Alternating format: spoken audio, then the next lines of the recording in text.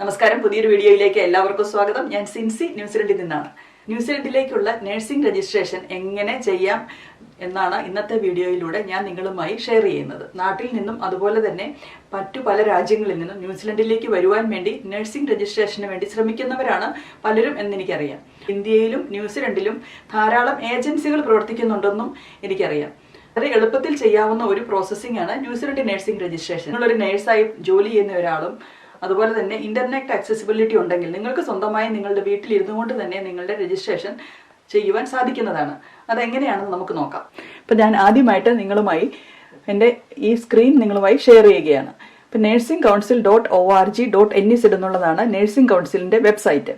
ഇനി ഇവിടെ ക്ലിക്ക് ചെയ്യണം. അടുത്തതായിട്ട് ഇത് I want to be a nurse, ഇവിടെ ക്ലിക്ക് ചെയ്യുക. ഇവിടെ ക്ലിക്ക് ചെയ്യുമ്പോൾ അടുത്തതായി കാണുന്നത് How to become a nurse, registration for Australian nurses, registration for international nurses. അപ്പം നിങ്ങൾക്ക് ഇത് ക്ലിക്ക് ചെയ്യാവുന്നതാണ്, രജിസ്ട്രേഷൻ ഫോർ ഇന്റർനാഷണൽ നഴ്സസ്. ഇത് ക്ലിക്ക് ചെയ്യുമ്പോൾ നിങ്ങളെ വേറൊരു സ്ക്രീനിലേക്കാണ് കൊണ്ടുപോകുന്നത്. അവിടെ നിങ്ങൾക്ക് കാണാം ഇന്റർനാഷണലി ക്വാളിഫൈഡ് നഴ്സസ്. അതിന് മുകളിൽ തന്നെ എഴുതിയിരിക്കുന്ന ഈ ഒരു കാര്യം കൂടെ ശ്രദ്ധിക്കണം. The IQN registration process is being refined. Use the self assessment tool to find out if You may require a test of competency to register as a nurse in New Zealand. These changes take effect from 1st July 2024. ഇപ്പം 1st July 2024 ഈ self assessment tool introduce ചെയ്തിരിക്കുന്നത്. ഈ self assessment tool എങ്ങനെയാണ് നോക്കേണ്ടതെന്ന് കഴിഞ്ഞ വീഡിയോയിൽ ഞാൻ share ചെയ്തിരുന്നു. അപ്പോൾ ഈ സെൽഫ് അസസ്മെന്റ് ടൂൾ പ്രത്യേകമായി എഫക്റ്റ് ആയിരിക്കുന്നത് UK, USA, Ireland, British Columbia എന്നീ രാജ്യങ്ങളിൽ നിന്നുള്ള നഴ്സുമാരെയാണ് ഈ കാര്യം കൂടുതലായും അഫക്റ്റ് ആവുന്നത്. അപ്പോൾ ഈ സെൽഫ് അസസ്മെന്റ് ടൂളിൽ ചെയ്യുമ്പോൾ ഐ ആം കറന്റ്ലി ഇതുകൊണ്ട് നമ്മൾ ക്ലിക്ക് ചെയ്യുക. അത് കഴിഞ്ഞിട്ട് നമ്മൾ ക്ലിക്ക് ചെയ്യേണ്ടത് ഇത് ക്ലിക്ക് ചെയ്യുക. ഇനി അടുത്തതായിട്ട് ഇത് I have a bachelor's degree ഉള്ളവർ ഇത് ക്ലിക്ക് ചെയ്യുക. 1800 hours ഓഫ് വർക്ക് എക്സ്പീരിയൻസ് ഉള്ളവർ ഇത് ക്ലിക്ക് ചെയ്യുക. നിങ്ങൾ സെൽഫ് അസസ്മെന്റ് ടൂൾ ചെയ്ത് കഴിയുമ്പോൾ വരുന്ന ആൻസർ അനുസരിച്ചാണ് ഇത് നിങ്ങൾ കോമ്പറ്റൻസി തിയറി എക്സാമും അതുപോലെ തന്നെ ക്ലിനിക്കൽ എക്സാമും ചെയ്യണോ വേണ്ടയോ എന്ന് തീരുമാനിക്കുന്നത്. അപ്പോൾ നിങ്ങൾ നാട്ടിൽ നിന്ന് വരുന്ന എല്ലാവർക്കും ഈ രണ്ട് കാര്യങ്ങളും ചെയ്യുക എന്നുള്ളതാണ്. ഓസ്ട്രേലിയൻ നഴ്സസ് ആണെങ്കിൽ വളരെ എളുപ്പത്തിൽ ടാൻസ്മാൻ എഗ്രിമെന്റ് അനുസരിച്ച് വളരെ എളുപ്പത്തിൽ ന്യൂസിലൻഡിൽ രജിസ്ട്രേഷൻ എടുക്കാൻ സാധിക്കുന്നതാണ്. അതുകൊണ്ടാണ് ഇവിടെ ഓസ്ട്രേലിയൻ നഴ്സസിന് ഇവിടെയാണ് ക്ലിക്ക് ചെയ്യേണ്ടത്. അപ്പൊ ഇനി നമുക്ക് അടുത്തതായിട്ട് എന്താണെന്ന് നോക്കാം. അപ്പോൾ നഴ്സിംഗ് കൗൺസിലിന്റെ റിക്വയർമെന്റ് നിങ്ങൾ ക്വാളിഫൈ ചെയ്യുകയാണെങ്കിൽ നിങ്ങൾക്ക് ന്യൂസിലൻഡിൽ ഒരു രജിസ്റ്റേർഡ് നഴ്സ് ആകാം എന്നാണ് ഇതിൻ്റെ അകത്ത് പറഞ്ഞിരിക്കുന്നത്. നിങ്ങൾ ആദ്യമേ തന്നെ നിങ്ങൾക്ക് പലർക്കും അറിയാവുന്നതായിരിക്കും. ഇത് ഞാൻ ഒന്നും കൂടെ ഇതിൽ തന്നെ ഗോ ത്രൂ ചെയ്യുകയാണെങ്കിൽ നിങ്ങൾക്ക് ഇത് സ്കിപ്പ് ചെയ്ത് പോകാം കേട്ടോ. ഇനി നമുക്ക് ഫസ്റ്റ് സ്റ്റെപ്പ് എന്താണെന്ന് നോക്കാം. ഫസ്റ്റ് സ്റ്റെപ്പിൽ പറയുന്നത് വെരിഫൈങ് ഡോക്യുമെന്റ്സ് വിത്ത് CGFNS. ഈ CGFNS എന്ന് പറയുന്ന ഏജൻസിയാണ് ന്യൂസിലൻഡ് നഴ്സിംഗ് കൗൺസിലിന് വേണ്ടി ഡോക്യുമെന്റ്സ് വെരിഫൈ ചെയ്യുന്നത്. അതുകൊണ്ട് തന്നെ നിങ്ങൾ എല്ലാ ഡീറ്റെയിൽസും ഇതിൻ്റെ അകത്ത് പറഞ്ഞിരിക്കുന്ന ഡോക്യുമെന്റ്സ് എല്ലാം CGFNS എന്ന് പറയുന്ന ഏജൻസിയിലേക്കാണ് സബ്മിറ്റ് ചെയ്യേണ്ടത്.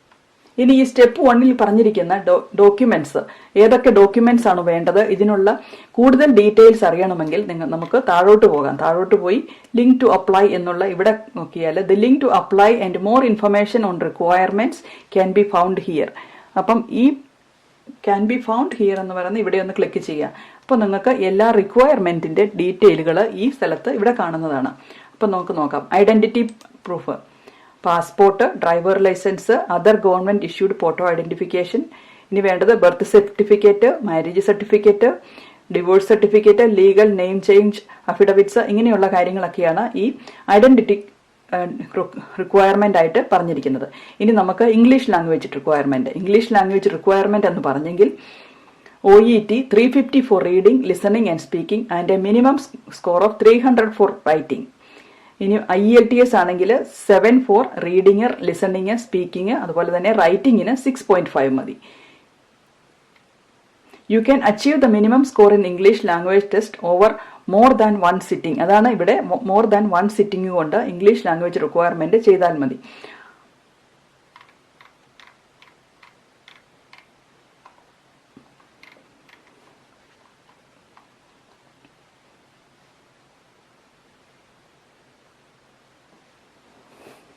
ഇനി വേണ്ടത് ഈ നഴ്സിംഗ് ക്വാളിഫിക്കേഷൻ. നഴ്സിംഗ് ക്വാളിഫിക്കേഷൻ്റെ അകത്ത് പറഞ്ഞിരിക്കുന്നത് നിങ്ങളുടെ നഴ്സിംഗ് സർട്ടിഫിക്കറ്റുകൾ വേണം, അത് ഇംഗ്ലീഷിൽ തന്നെ ഉള്ളതായിരിക്കണം. അതുപോലെ തന്നെ നിങ്ങളുടെ ട്രാൻസ്ക്രിപ്റ്റ്, അത് ട്രാൻസ്ക്രിപ്റ്റ് എന്ന് പറഞ്ഞത് നിങ്ങൾ പഠിച്ചിരിക്കുന്ന എഡ്യൂക്കേഷൻ പ്രൊവൈഡറിൽ നിന്ന് വേണം ഈ ട്രാൻസ്ക്രിപ്റ്റ് അയച്ചു കൊടുക്കുവാൻ.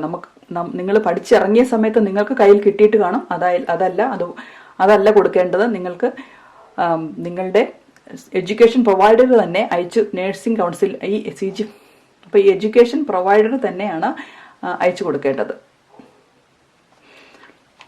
ഇനി അടുത്തതായിട്ട് വേണ്ട ഡോക്യുമെന്റ് എന്ന് പറഞ്ഞത് നഴ്സിംഗ് ക്വാളിഫിക്കേഷൻ ആണ്. അതിൻ്റെ അകത്ത് നിങ്ങളുടെ നഴ്സിംഗ് സർട്ടിഫിക്കറ്റുകൾ വേണം, നിങ്ങളുടെ ട്രാൻസ്ക്രിപ്റ്റുകൾ വേണം അയച്ചു കൊടുക്കുവാൻ വേണ്ടി. അതും എല്ലാം നിങ്ങൾ ഇംഗ്ലീഷിൽ തന്നെയുള്ള ഡോക്യുമെന്റ്സ് ആയിരിക്കണം അയച്ചു കൊടുക്കേണ്ടത്. ഇനി കറണ്ട് രജിസ്ട്രേഷൻ സർട്ടിഫിക്കറ്റുകൾ വേണം, നഴ്സിംഗ് ക്വാളിഫിക്കേഷൻ്റെ ഡീറ്റെയിലുകൾ അയച്ചു കൊടുക്കണം. ഇനി കോമ്പിറ്റൻസ് ടു പ്രാക്ടീസ്, നഴ്സിംഗ് കൗൺസിലിൻ്റെ കോമ്പിറ്റൻസി. ഇനി അടുത്തതായിട്ട് അയച്ചു കൊടുക്കേണ്ടത് പോസ്റ്റ് രജിസ്ട്രേഷൻ എക്സ്പീരിയൻസ്, അതായത് നിങ്ങളുടെ എക്സ്പീരിയൻസ് സർട്ടിഫിക്കറ്റുകൾ വേണം അയച്ചു കൊടുക്കുവാൻ. ഇങ്ങനെയുള്ള ഡോക്യുമെന്റ്സ് ആണ് നിങ്ങൾ CGFNS സബ്മിറ്റ് ചെയ്യേണ്ടത്.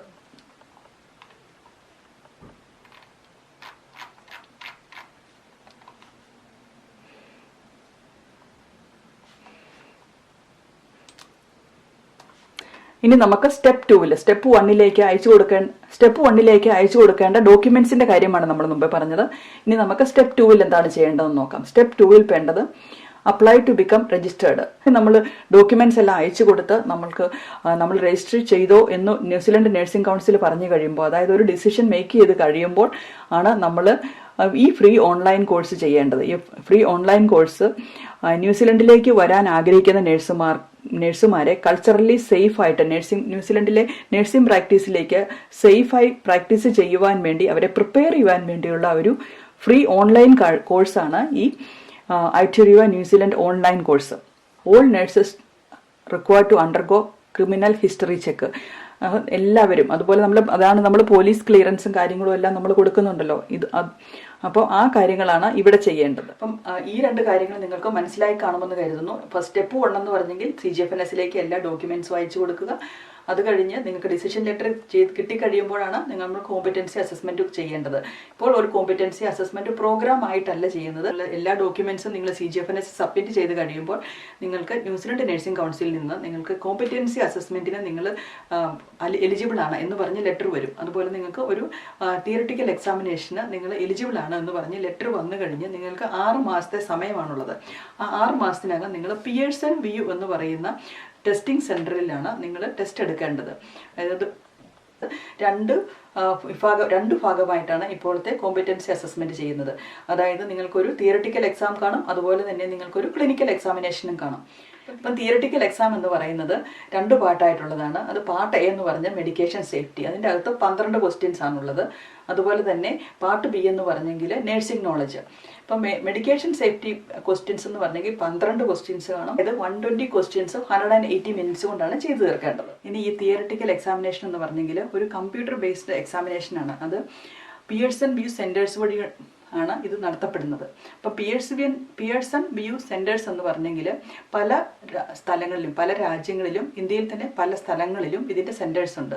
അപ്പം നമുക്ക് ഇതിനുള്ള ഇൻവിറ്റേഷൻ കിട്ടിക്കഴിഞ്ഞാൽ 6 മാസത്തിനകം നിങ്ങൾക്ക് ഈ പിയേഴ്സൺ വ്യൂ സെന്റേഴ്സിൽ ഒരു ഡേറ്റ് എടുക്കുവാനുള്ള സാഹചര്യമുണ്ട്. ആ ഡേറ്റ് എടുത്തു കഴിഞ്ഞെങ്കിൽ നിങ്ങൾ അവിടെ ബുക്ക് ചെയ്ത് അവിടെ പോയി 3 മണിക്കൂർ കൊണ്ട് ഈ 120 ക്വസ്റ്റ്യൻസ് ആൻസർ ചെയ്യുക എന്നുള്ളതാണ് ഈ ഫസ്റ്റ് കടമ്പ, തിയററ്റിക്കൽ എക്സാമിനേഷൻ്റെ ഫസ്റ്റ് കടമ്പ. ഇനി നിങ്ങളൊരു ടെസ്റ്റിന് ഒരു ഡേറ്റ് എടുത്തു കഴിഞ്ഞിട്ട് നിങ്ങൾക്ക് അന്ന് പോകാൻ സാധിച്ചില്ലെങ്കിൽ, അപ്പം നമുക്കറിയാമെങ്കിൽ അന്ന് പോകാൻ സാധിച്ചില്ല, നിങ്ങൾ സിക്കായി, അങ്ങനെ എന്തെങ്കിലും ഒരു ജെനുവിൻ റീസൺ ഉണ്ടെങ്കിൽ നിങ്ങൾക്ക് 48 അവേഴ്സിന് മുമ്പിൽ, അതായത് 2 ദിവസത്തിന് മുമ്പിലെങ്കിലും നിങ്ങൾ അത് റീസ്കെഡ്യൂൾ ചെയ്യാവുന്നതാണ്. റീസ്കെഡ്യൂൾ ചെയ്തില്ലെങ്കിൽ നിങ്ങൾക്ക് അതൊരു അപ്പിയറൻസ് ആയി കരുതുന്നതായിരിക്കും. അതുകൊണ്ട് നിങ്ങൾക്ക് ഏതെങ്കിലും ഒരു കാരണവശാൽ നിങ്ങൾക്ക് അന്ന് പോകാൻ സാധിക്കത്തില്ല എന്നുണ്ടെങ്കിൽ നമുക്ക് അത് റീസ്കെഡ്യൂൾ ചെയ്യാവുന്നതാണ്.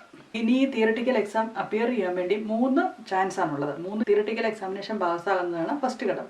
ഈ തിയറിറ്റിക്കൽ എക്സാമിനേഷൻ പാസ്സായി കഴിഞ്ഞാൽ അടുത്ത കടമ്പ എന്ന് പറഞ്ഞെങ്കിൽ objective structured clinical examination, OSCE എന്ന് പറയുന്ന ഈ ക്ലിനിക്കൽ സ്റ്റേഷനുകളിൽ ഉള്ള ടെസ്റ്റ് പാസ്സാകുക. ടെസ്റ്റ് എന്ന് പറയാനുള്ള ഒരു അസസ്മെൻ്റ് ആണ്. ഇപ്പം 10 സ്റ്റേഷനുകൾ കാണും. 10 സ്റ്റേഷനിൽ 10 മിനിറ്റ് വെച്ചാണ് ഈ ഓരോ അസസ്മെൻറ്റിനും ടൈമുള്ളത്. ഈ അസസ്മെൻറ്റിന് മുമ്പിലെ തന്നെ 2 ദിവസത്തെ ഒരു ഓറിയൻറ്റേഷൻ പ്രോഗ്രാം പോലെ 2 ദിവസത്തേക്ക് നിങ്ങൾക്ക് ഒരു ഫസ്റ്റ് ഡേയിൽ കുറച്ച് ന്യൂസിലൻഡിലെ കൾച്ചറും കാര്യങ്ങളും ഒക്കെ പറഞ്ഞു തരിക. അങ്ങനെയുള്ള കാര്യങ്ങൾ ന്യൂസിലൻഡിലെ കൾച്ചറുമായിട്ടുള്ളൊരു ഓറിയൻറ്റേഷൻ ആണ് ഈ ആദ്യത്തെ 2 ദിവസങ്ങളിലുള്ളത്.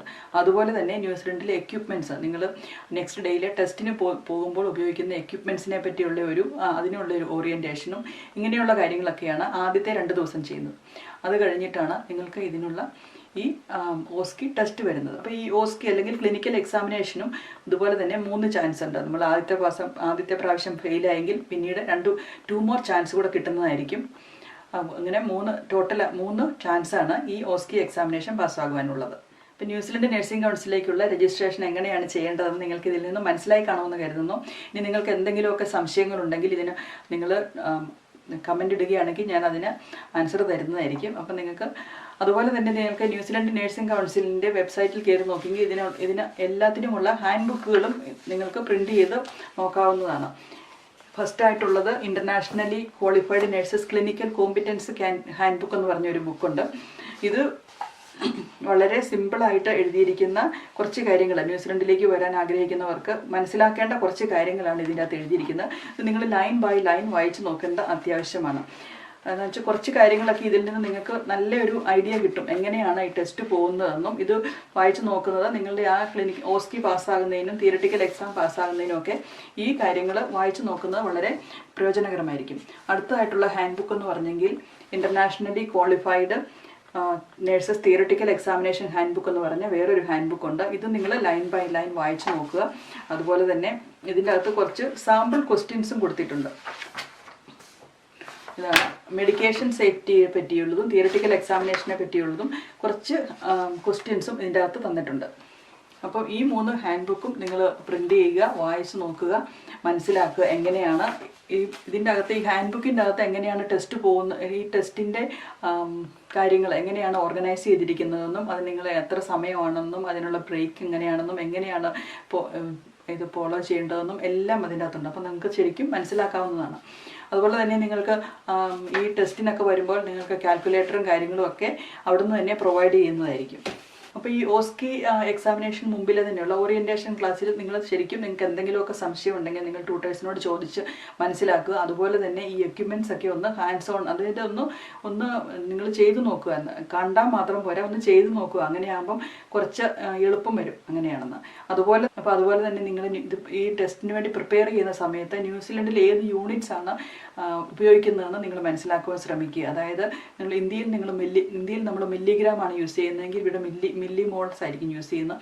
അങ്ങനെയുള്ള കുറച്ച് കാര്യങ്ങളൊക്കെ നിങ്ങൾ പ്രത്യേകിച്ച് മനസ്സിലാക്കേണ്ടത് അത്യാവശ്യമാണ്. അപ്പോൾ നിങ്ങൾ പ്രാക്ടിക്കൽ ക്വസ്റ്റ്യൻസ് ഉണ്ടെങ്കിൽ അത് എടുത്ത് പ്രാക്ടീസ് ചെയ്യുക എന്നുള്ളതാണ് എനിക്ക് നിങ്ങളുമായി പറയുവാനുള്ളത്. അപ്പോൾ ഇത് ഉപയോഗപ്രദമായി കാണുമെന്ന് കരുതുന്നു. നന്ദി, നമസ്കാരം. ഇതുപോലെ തന്നെ ഇതിൻ്റെ ക്വസ്റ്റ്യൻസിനെ പറ്റി ഞാൻ വേറൊരു വീഡിയോ ഇടാം. എന്തൊക്കെയായിരിക്കും ക്വസ്റ്റ്യൻസ് വരുന്നതെന്ന്. കുറച്ച് ക്വസ്റ്റ്യൻസ് ഒക്കെ എൻ്റെ കയ്യിലുണ്ട്. തിയററ്റിക്കൽ എക്സാമിനേഷനുള്ള ക്വസ്റ്റ്യൻസും അതുപോലെ തന്നെ മെഡിക്കേഷൻ സേഫ്റ്റിയുടെ കുറച്ച് ക്വസ്റ്റ്യൻസും ഒക്കെ ഉണ്ട്. അത് ഞാൻ അടുത്ത വീഡിയോയ്ക്കകത്ത് നിങ്ങളുമായി ഷെയർ ചെയ്യാം. അപ്പോൾ നന്ദി, നമസ്കാരം. Thank you very much. All the best. By.